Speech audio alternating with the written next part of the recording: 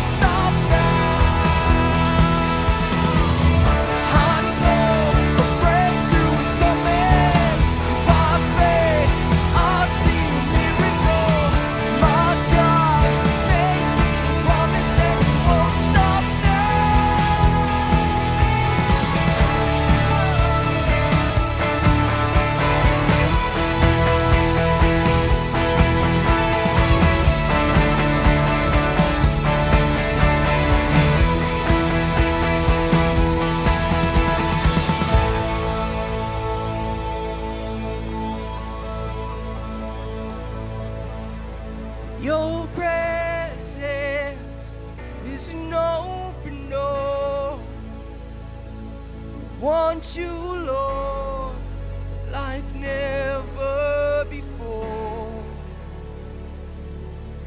Your presence is an open door. So come now, Lord, like never before. I am an instrument of exaltation, and I was born to lift the name above all names. You hear the melody of all creation, but there's a song of praise that only I can bring. Who else is worthy? Who else is worthy? There's no one, only you, Jesus. Who else is worthy? Who else is worthy? There's no one, only you, Jesus. You are the infinite God of the ages, and yet you chose to make my heart your dwelling place. You healed my brokenness, showed me your glory. So I have songs of thanks not even angels sing. Who else is worthy? Who else is worthy? There is no one, only you, Jesus. Who else is worthy? Who else is worthy? There is no one, only you, Jesus. Who else is worthy? Who else is worthy? There is no one, only you, Jesus. Who else is worthy? Who else is worthy? There is no one, only you, Jesus. Lamb of God, anointed one, who was and is to come, seated on the throne above. Holy, holy, righteous one who shed his blood to prove to us the Father's love. Jesus Christ, be lifted up. Holy, holy, Lamb of God, anointed one, who was and is to come, seated on the throne above. Holy, holy, righteous one who shed his blood, proved to us the Father's love. Jesus Christ, be lifted up.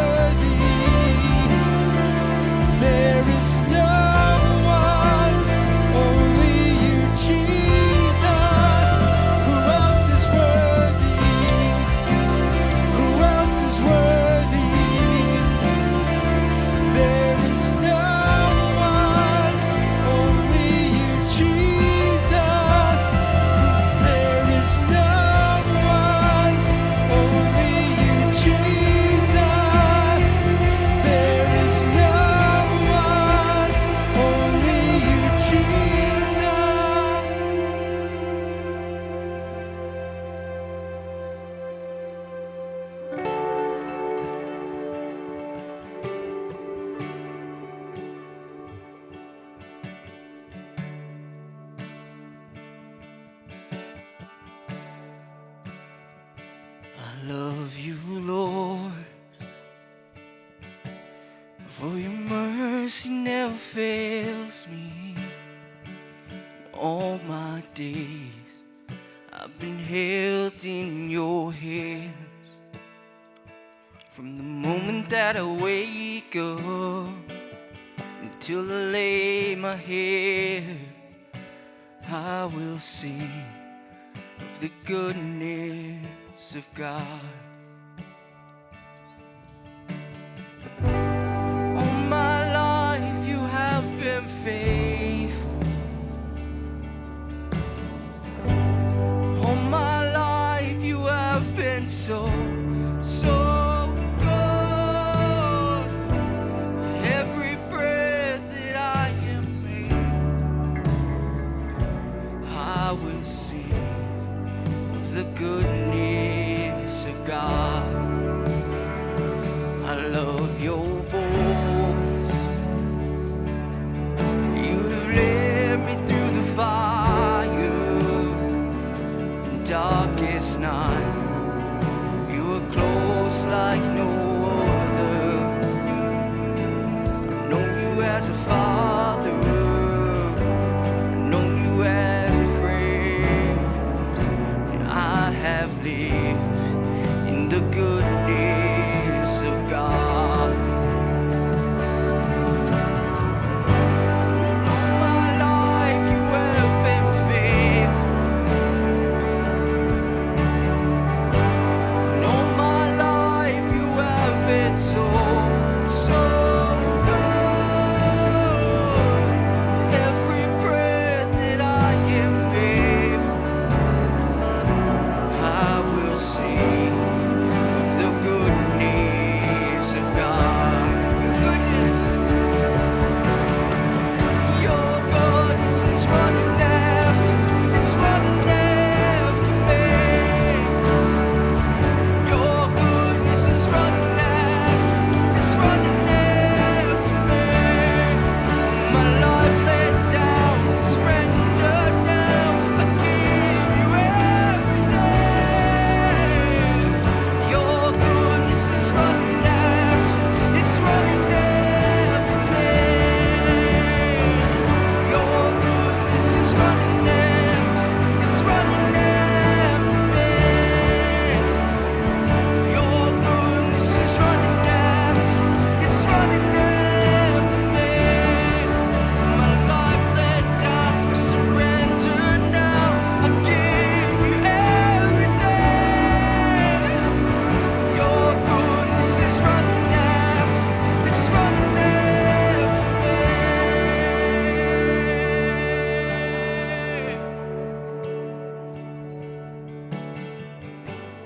All my life you have been faithful.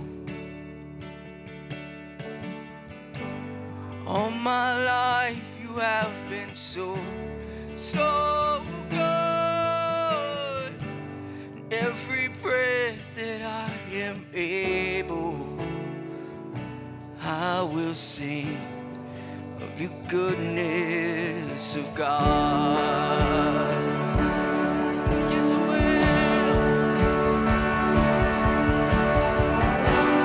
All my life you have been faithful. All my life you have been so good.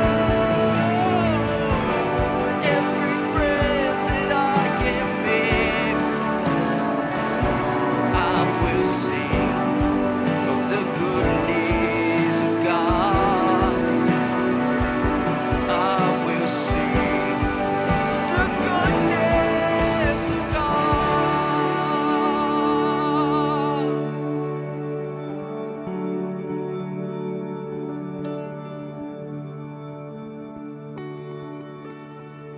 Lord, thank you so much for your goodness. Lord, anything we bring to the table, no matter the circumstances, you are there, you are good, and you are generous, and we thank you for that today. In Jesus' name, amen. We have a good God. We have a generous God. We can't match that. But if you would like to worship with your giving today, we've got a couple ways you can do that here at Journey. One is with the box over there. It's not R2D2, but it's close. The other is online through our giving portal on our website. If you are just visiting, please don't feel compelled to give. You being here is gift enough. Truly, we appreciate you being here, all of you. All right, so we're on part 2 of our series, Mean People. Last week we covered returning in kind. That's like giving evil for evil or good for good. And we covered returning evil for good. And for most of us, that's pretty much all the options. That's all our natural options, you know. If we're going to respond to somebody, it's going to be one of those 3. But if you're eagle-eyed and you can see in this little matrix, there's a 4th option in there.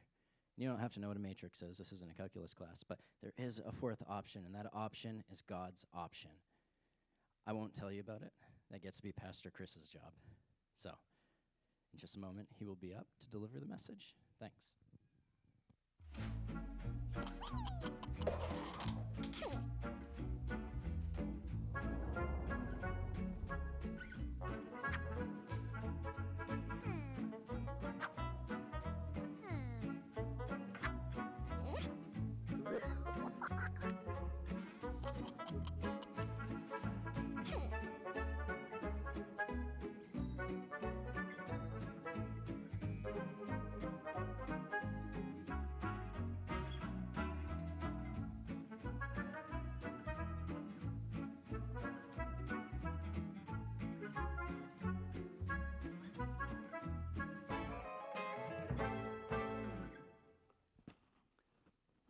Well, good morning, and I just wanted to share a little something about what's going on this week, because as Scott already said, we're not having church on Sunday, and there's a reason why. And I will admit this, if I could go back in time, I might have done things a little differently, but we'd planned on not being here next Sunday a while ago, and then turns out Jeff's Catering's not as available on Sundays as I had hoped, so we've missed a couple Sundays already, and if I'd known that, we probably wouldn't have done this.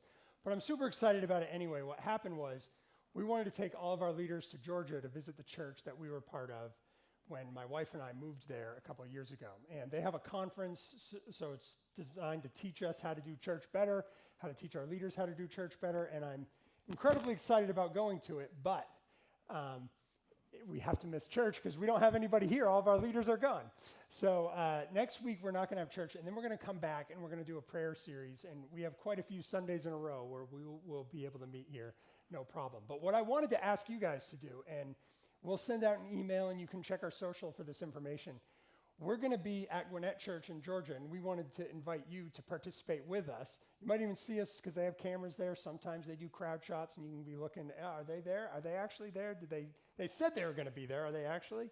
You can check that and kind of see the experience that we're having, and it won't be connected at all to anything we're doing here, but it's the kind of church that we're trying to create, same kind of church here that is there. So go ahead and check that out with us, and we'll put all the details online for you to do. So that's what's happening next week, and then we'll be back again on May 10th, which will be Mother's Day, I believe. So anyways, today we're in part 2 of a 2-part series entitled Mean People and What to Do About Them. And at some point, we've all been mean to someone. You have to admit that at some point, we have all been mean to someone. We've had seasons of life where we're continually mean, potentially, to someone. Most of our messages focus on how to live in a way to ensure that you're not a mean person to someone. But today, we're going to talk about how to deal with mean people. That's what this series is all about. I'm not talking about people who simply bug us or annoy us. That's a little different. They're not mean. They're just maybe a little annoying. We're talking about deceptive, controlling, unkind, manipulative. We're talking about the people who are just plain mean. Why is this important? And the reason I think it's important is if we don't have a plan for this, and we're not prepared and we're not proactive, the mean people in our lives will end up gaining a measure of control over us.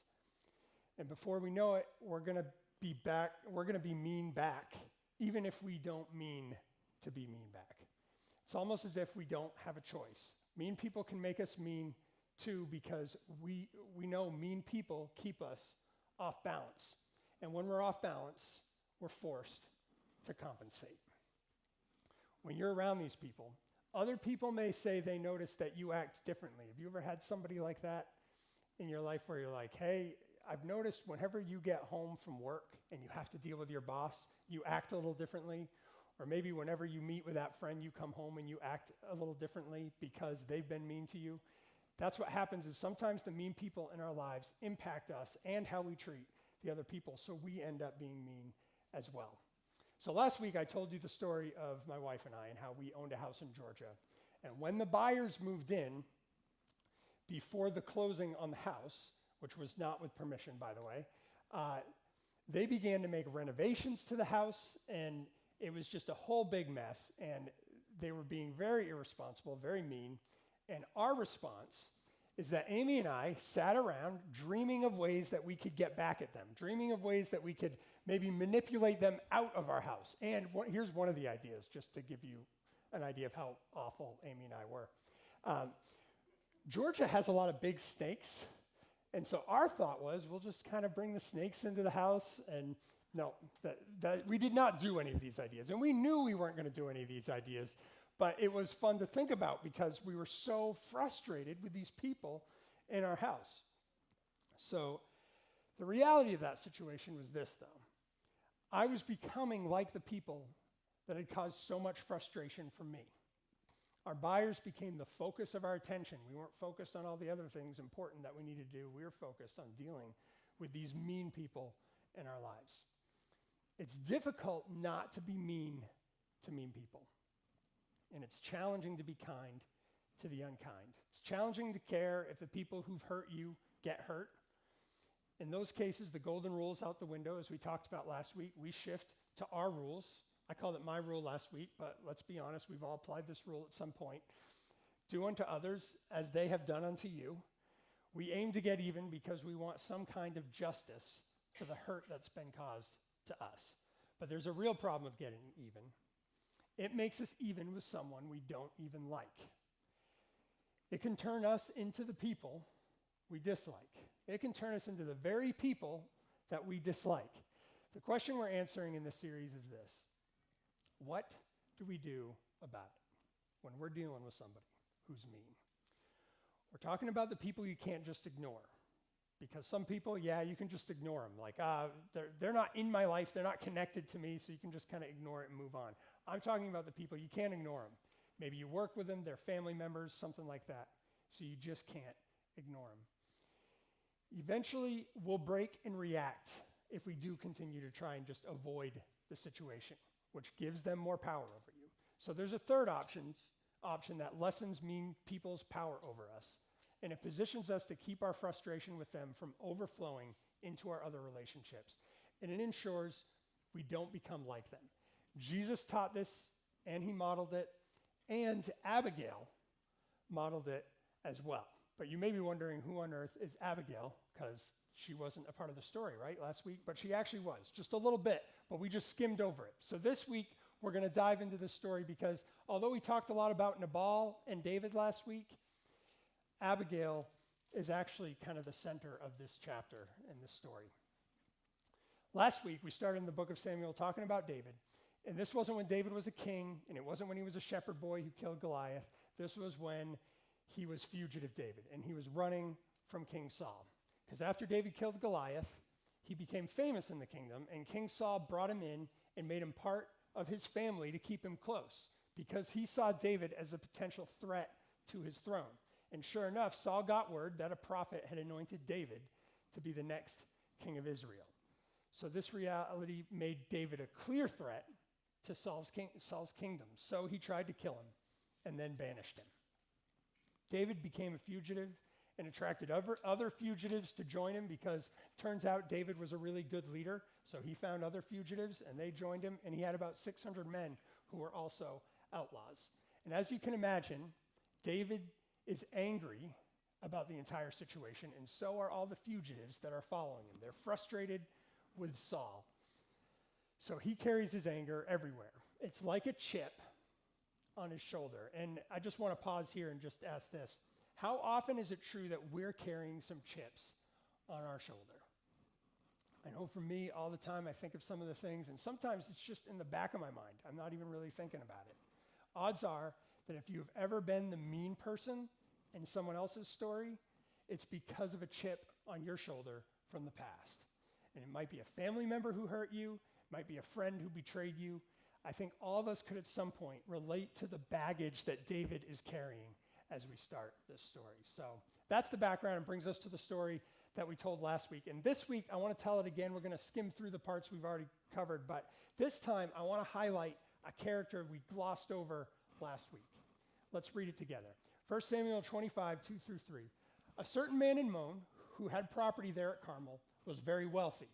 He had 1,000 goats and 3,000 sheep, which he was shearing in Carmel. His name was Nabal. And here's the part that we did read last week, I promise. But verse 3, and his wife's name was Abigail. She was an intelligent and beautiful woman, but her husband was harsh and mean in his dealings. And we're like, oh, okay, we're focused on the husband, so we move on. But she'll come back here in a minute. As we continue the story, it seems like the focus is Nabal, but it's actually Abigail. So David hears about the sheep shearing, which means Nabal is about to become extremely wealthy, or at least find out how wealthy he really is. So David sends 10 men to ask Nabal to share his profits.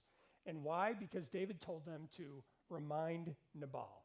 Here's what David's servants remind Nabal of. Verse 7. When your shepherds were with us, we did not mistreat them. And the whole time they were at Carmel, nothing of theirs was missing.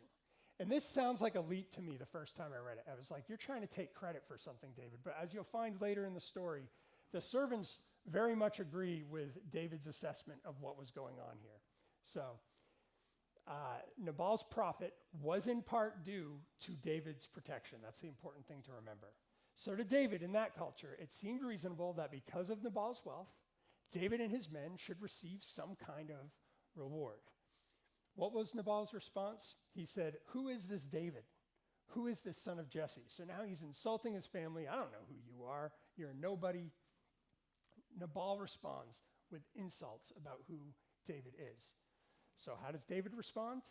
He gets about 400 armed men, including himself, in order to teach Nabal a lesson about who really has the power. Now, this is obviously an extreme overreaction. There is about to be a massacre, and as he rides, David builds his case to justify what he's about to do. He said, it's been useless. All my watching over this fellow's property in the wilderness, so that nothing of his was missing. Just a side note from this, as I was reading this passage. You ever notice that mean people don't ever see things from your perspective? They see them from their own perspective. And right now, David is kind of shifting gears, and he's becoming the mean person in response to something Nabal did that was mean. And from his perspective, he's justifying all of it. And that's what happens sometimes when we're mean. And I know this series is about how to deal with mean people, but in case you're the mean person, try to think of things from the other person's perspective. That's always a helpful thing. David keeps on justifying his actions. He has paid me back evil for good. I protected his servants, and now he's insulting me. And so he says, may God deal with David. Now he's so mad he's talking in the third person. That's how I'm picturing this. May God deal with David, be it ever so severely, if by morning I leave alive one male of all who belong to him. David is hurt and angry, so he powers up, and he plans to reward evil for evil. He's channeling his frustration with King Saul, who was untouchable, toward Nabal. And that's where we left off last week. But meanwhile, one of the servants told Abigail, Nabal's wife, David sent messengers from the wilderness to give our master his greetings, but he hurled insults at them. So the servants are now kind of tattling on Nabal and his poor reaction to this.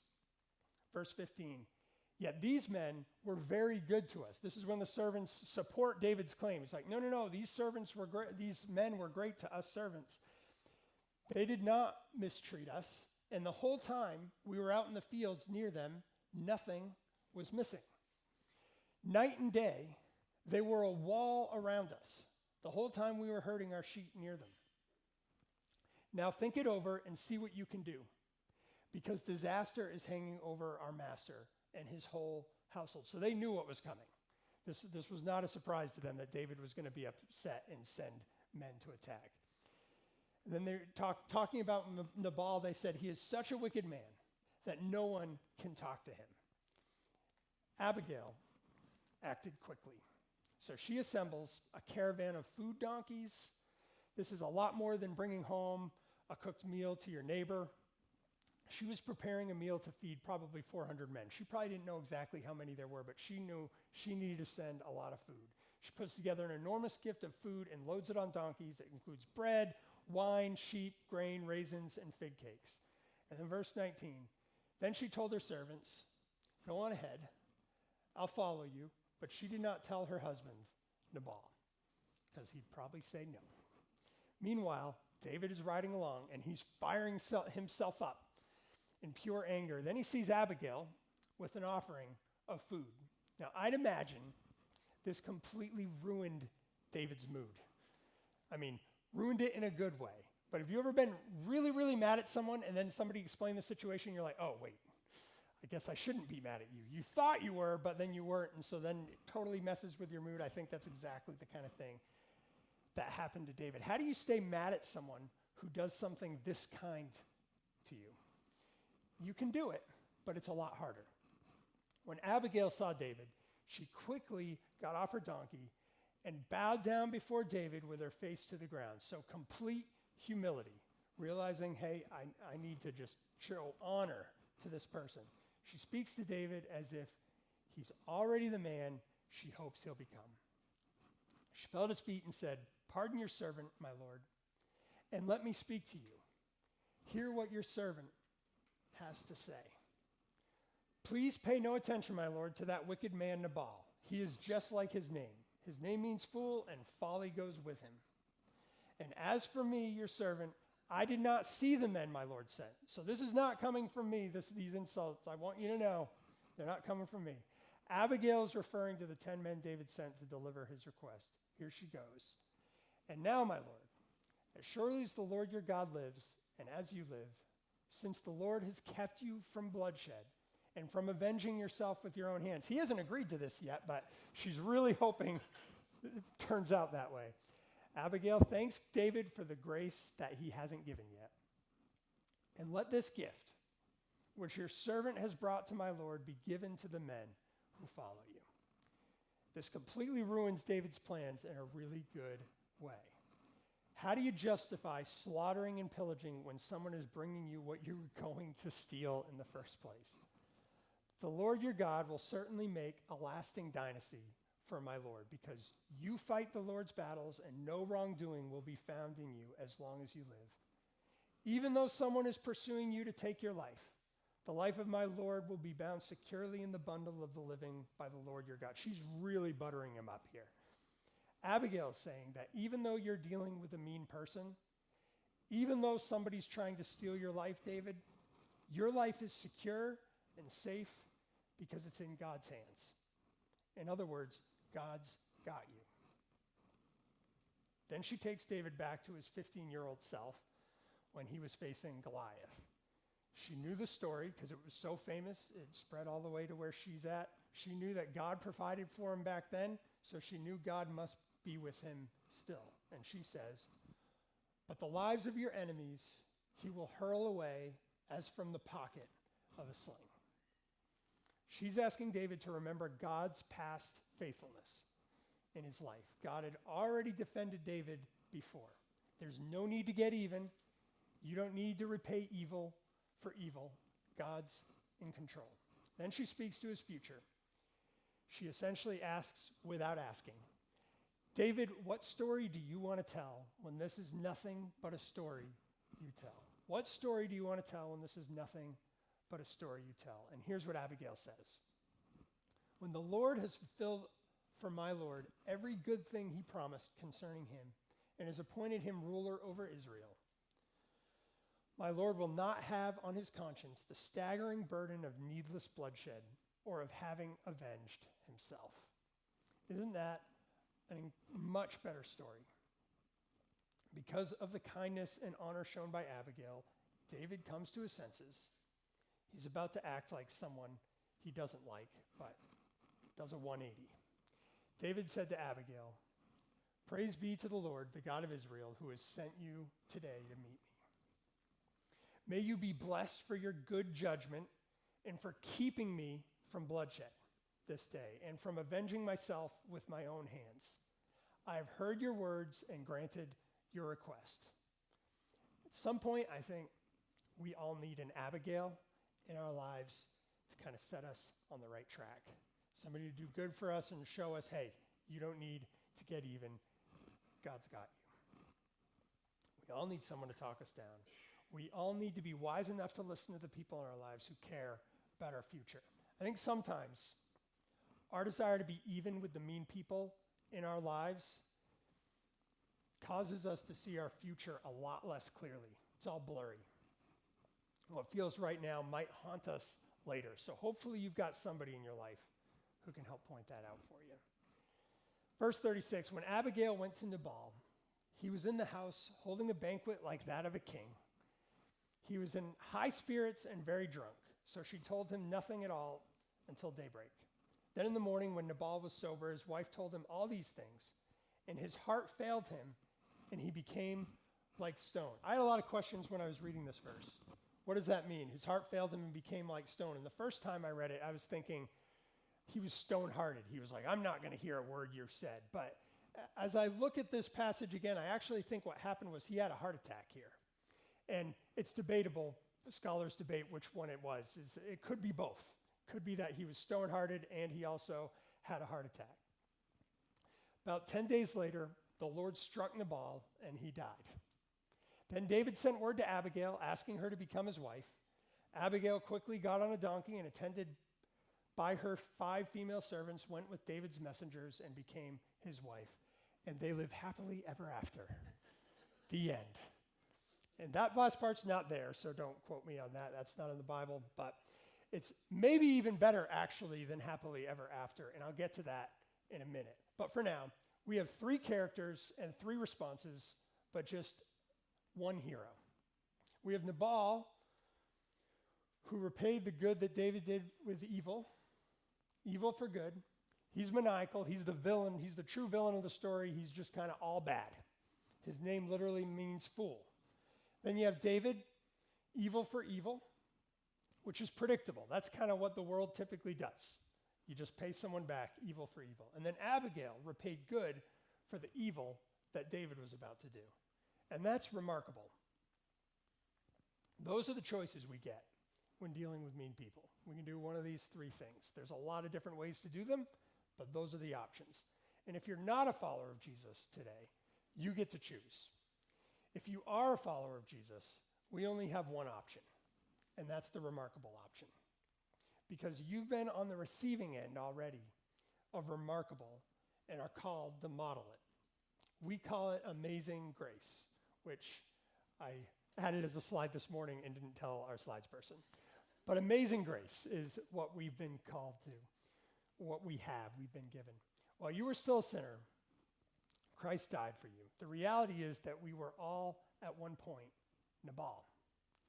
We have all been the mean person in some way, shape, or form at one point or another. And how did Jesus repay us for that? He died for us. He took our evil and remarkably repaid us by paying the debt of our evil by dying for us. Then he asked us to follow him. He said in Luke 6:27, love your enemies. Now that doesn't mean tolerate. I think sometimes we can see that and be like, we're going to just let them be them. And that's all it means. But it doesn't mean avoid. This word love in this passage is agape. And that word is a deliberate, intentional choice to act in someone's best interest. So it's actually doing something, not just avoiding them, but actually doing something good. It's unconditional, meaning it doesn't matter if they're mean. It's not a feeling, so it doesn't matter if you feel it or not.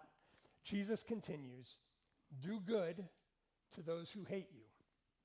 It may feel like it's good enough to avoid getting even, but that actually falls short of what God's asked us to do. He's asked us to do something remarkable.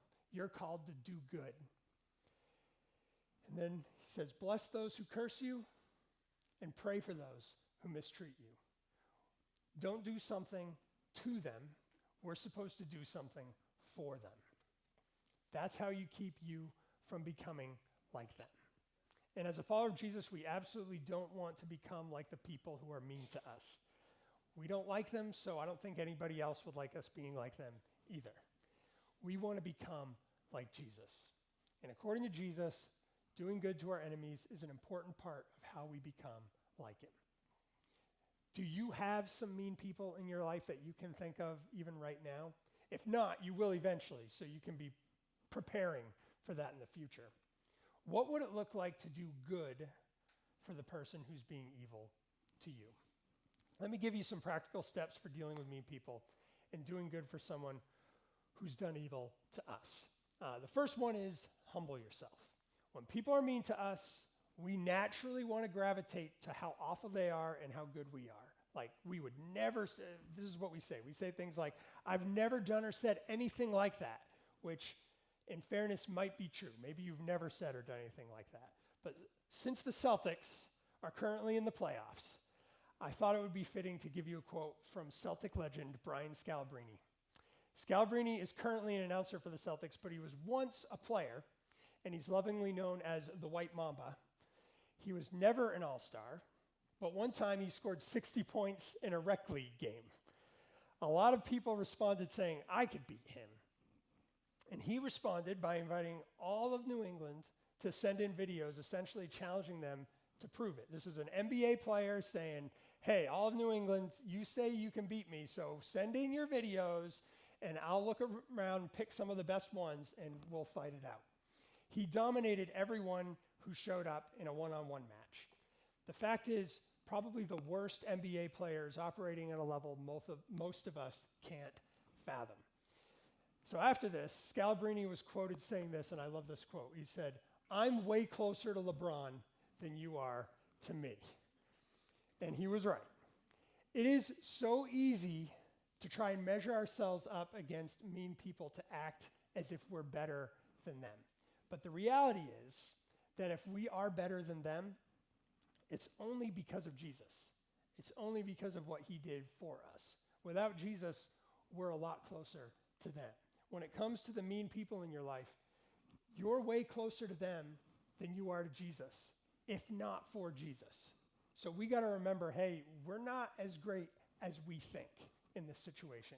Without Jesus paying the cost for our sin, you're way closer to them than you are to Jesus.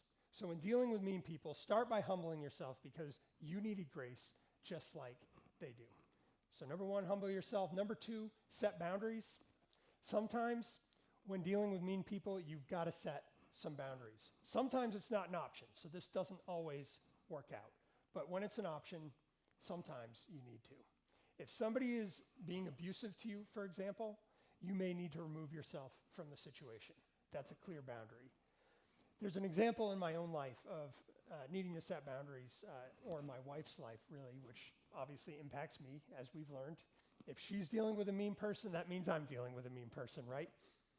My wife was working for a manager that was a particularly bad manager. At one point, this manager actually said to a group of people, if we don't hit this deadline, it's going to be bad for all of you. She said this on more than one occasion. And even if that were true, which it probably wasn't, it was clearly a manipulative and mean statement. There's a way to express that truth in a healthy and honest way, and this person didn't have that. By the time the project came to a close that my wife was working on, Amy told her primary boss that she doesn't think she'll be able to stay at her job if she needed to work for that manager again. Like, hey, I'm going to need to find a new job. It was miserable, and it was causing too much stress for her and for the family. And now, this is important. This was not to be mean to the manager. The goal wasn't to attack the manager. The goal was just saying, hey, I got to set this boundary. This isn't healthy. It wasn't retaliation, just a boundary that needed to be set. If possible, you may need to set some boundaries with the mean people in your life. Just make sure your boundaries are about actually getting healthy and not about getting even. That's when you've taken it too far, because we already know what getting even does. So number three, brainstorm the good you could do. You already know how much fun it is to brainstorm the bad things you could do. And that's what we tend to do when somebody's mean. It's like, oh, the things I could do, and we could spend all day on that. Take that same energy and put it towards the brainstorming, the good things that you might be able to do. It's a lot harder to do, but it's a lot healthier.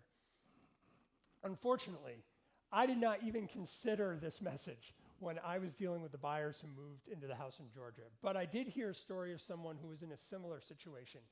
And they ended up making muffins for the people that were not getting out of their house, which I just thought that was a really cool idea, something I never would have thought of at that time, but now I'm prepared for dealing with mean people, and I'm going to be thinking about that. And no, the muffins were not laced with laxatives. That's the first thought I had anyways.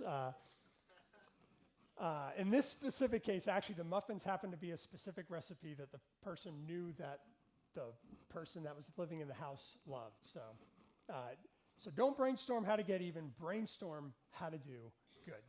And then the final thing is do good regardless. Sometimes your goodness will change the heart of the mean person.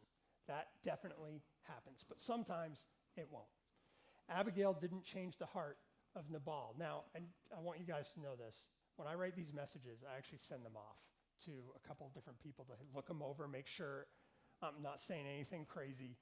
And Scott's one of those people, our host this morning, and he made the point that Abigail didn't change the heart of Nabal, but he did have a heart attack. So in that way, his heart changed somehow, I guess.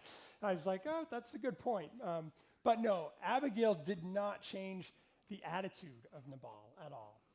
You may not change the heart of the mean person in your life either. We do good because Jesus asked us to, and because we aren't going to let the mean person change us into being mean back. Whether they change or not, we're going to do the right thing. But sometimes God will change their hearts. And David's heart was clearly changed in this instance. And it goes further. We don't have time to dive into this today, dive in deep, but I just encourage you to read 1 Samuel chapter 26, the next chapter in this story. That's the chapter after the story we just read. In fact, growing up, I didn't remember learning the story of Abigail as a kid. I knew this story, chapter 26. So go read that for yourself. The bottom line of what happens, though, is David learned a lesson from Abigail that ultimately restored the broken relationship between he and Saul. The lesson that Abigail learned in chapter 25, he used in chapter 26, and it restored the broken relationship between David and Saul that was causing so much strife in David's life. David did something good to Saul, and it won Saul over. Abigail's choice to do good created a ripple effect. Didn't just affect David, didn't just affect her family, it affected other people.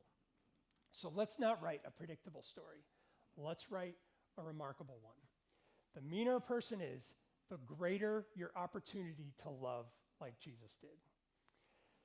Do for others what they don't deserve for you to do. It may or may not change them, but it will certainly do something in you. And in doing so, you'll be more like your Father in heaven. So let's pray together.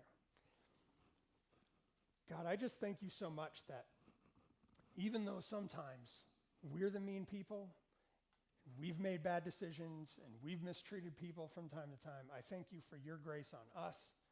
I thank you that you paid the price that we should have been paying. And I pray that you just help us to have that grace on other people. Help us to be remarkable and remarkably creative in the ways that we can love the people who are the most difficult to love. And I just pray these things in Jesus' name. Amen. Fantastic. That's a good word. Be remarkable. Return good for evil. We wouldn't call it remarkable if it was easy. It's hard. That's why it's God's way. God can do it. God is capable of giving us the strength to do that. Maybe you have somebody in your life already that you're thinking about after these couple of weeks. Maybe you need to send a text message or just have a conversation. Or if you're like me, maybe you need to stop dehumanizing someone. When you start thinking of someone as a problem, you stop thinking of them as a person. And it's hard to care about them when you're in that state. So you got to start thinking different. Honestly, thank you all for showing up today. I just ask that you have a great week. Go forth. God bless. You're dismissed.